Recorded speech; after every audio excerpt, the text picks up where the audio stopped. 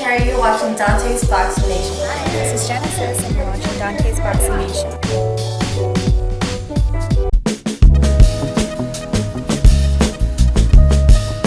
Dante's Boxing Nation, what's going on, guys? So Gennady Golovkin is going to be facing Al Haymon's fighter, Dominic Wade, in April, and the truth has once again broken free. Let's get into it. Now, if you were dumb enough to listen to some of these decafs and boxing writers, then they would have had you believe that Al Haymon, he protects his fighters so much to where he doesn't put his fighters in the ring with fighters that can beat his fighters, right? Al Haymon is not trying to work with any other promoters. He just wants to put his fighters against each other and exclude any other promotional company.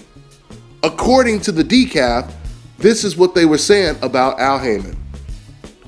We find out, like we always do, that all of that talk was a bunch of damn malarkey, okay? In other words, the truth is the contrary. Matter of fact, some writer, he said it damn near exactly what I just said to you right now. When he was doing his article on talking about how close the Dominic Wade Golovkin fight was to come to fruition, he said that this fight may not come to fruition simply because of who? Because of Al Haymon. He said because Al Haymon doesn't like to work with other promotional companies, and Al Haymon doesn't like to put his fighters in the ring with guys that can beat him. This is what he said. And after he says that, look what happens. The complete opposite of what he said actually happened. Al Haymon is doing exactly what this guy said Al Haymon wouldn't do. And this is not the first time that Al Haymon has done this. Al Haymon is putting his heavy underdog in the ring against a massive favorite, Gennady Golovkin. Oh, but that's not it though. You know who else fights under Al Haymon's banner?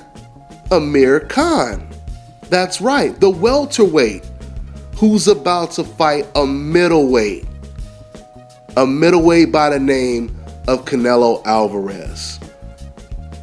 A fight that has been perceived as a joke because people believe that the welterweight has no chance against the massive middleweight, Canelo Alvarez. So there goes Al Haymon protecting his fighters again. I remember when Al Haymon signed Miguel Vasquez. You guys remember that? Al Haymon, he signed Miguel Vasquez. First guy he put him in a ring with was a fighter, by the way, who wasn't signed by Al Haymon. He put him in a ring with Mickey Bay.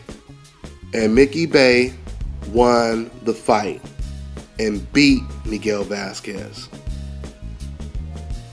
Why would you sign someone and then as soon as you sign them, put them in the ring with a guy that can beat them in your first fight that you've signed this fighter? Why would you do that? Why? Because Al Haymon ain't trying to protect no one. Al Haymon's job is to advise these fighters. Hey, I got some fights for you to take. Which one do you want to take? I'll take that one. Done deal. This is what Al Haymon does. Okay? Now let's talk a little bit about Golovkin versus Wade. You know, after all this shocking news of Canelo facing Amir Khan, I would have to give Golovkin a little bit more credit for fighting an undefeated young fighter, middleweight fighter, when it comes to Dominic Wade. Okay? Because Golovkin could have did the same thing that Canelo did. He could have tried to fight a welterweight, a junior welterweight, or anything. But he is actually fighting a middleweight and an undefeated middleweight. So I give him credit for that.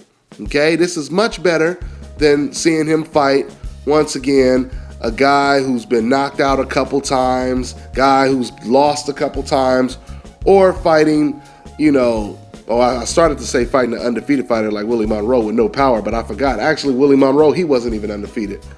So anyway, it's pretty good to see Golovkin fight an undefeated fighter.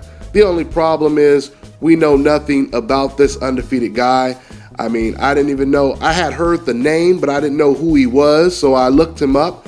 I watched him fight. I have to say, I wasn't thoroughly impressed. You know, he looks to be just a little wide, just a little on the slow side.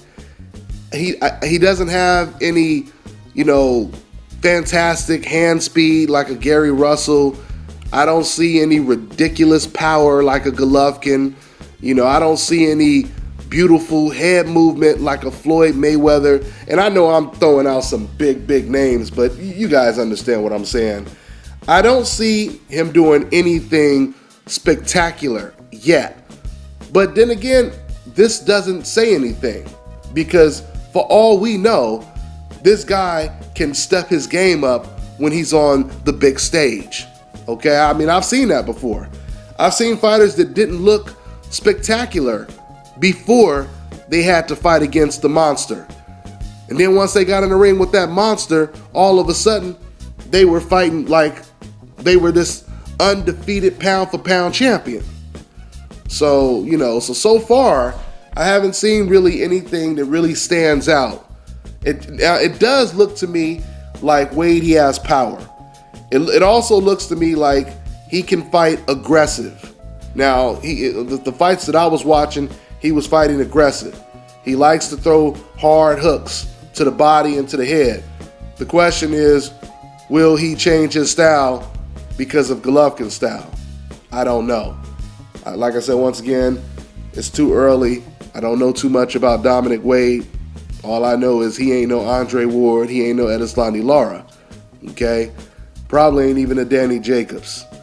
But we will see. We will see. So, at the end of the day, I will say it again. This is a much better opponent than Canelo's opponent, Amir Khan. And for now, that's all I got, guys. I'm on to the next one.